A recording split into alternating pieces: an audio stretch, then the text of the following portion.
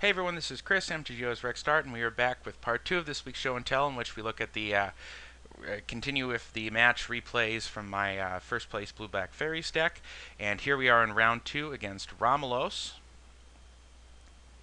one of the all-time greats of the Tribal Apocalypse Player Run event. And I've got a Ponder double Bitter Blossom hand, and I know that he's on Merfolk, so I know that stopping his island walkers is going to be a key here, since I'm not going to be able to get around having islands. So I take that Master of the Pearl Trident right away.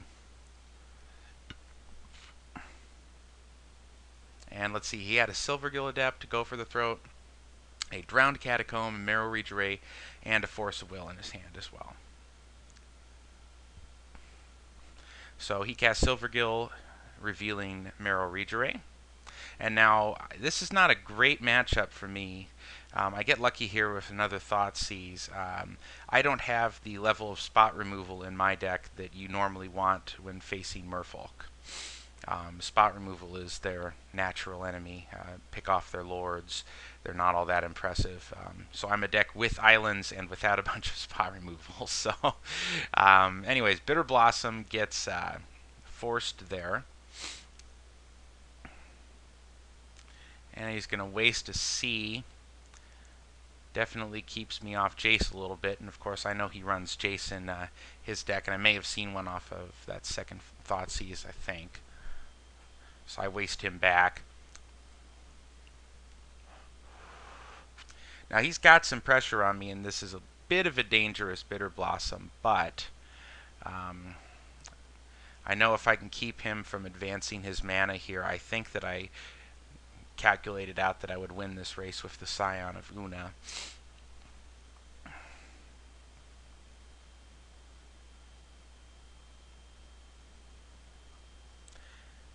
And I get fortunate here that he does not draw any additional mana.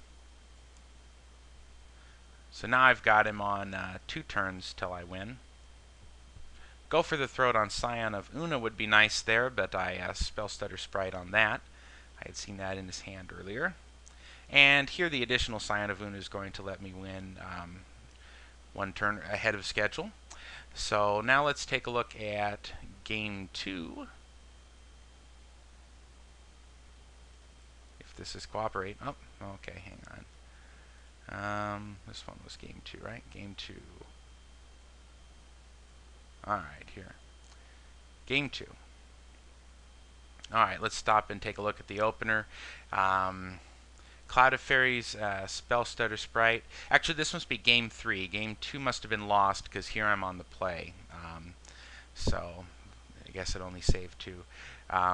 The Cloud of Faeries Spell Stutter Sprite is very good hand on the play, since I can Spell Stutter his 2-drop, which again I'm banking on that he's going to have.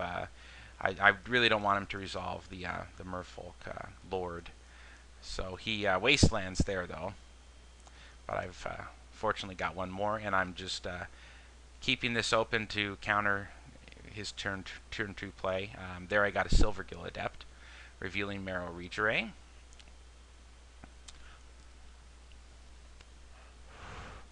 Wasteland followed by Bitter Blossom. Now I've gotten a lot of pressure on the board, and I'm choking his mana.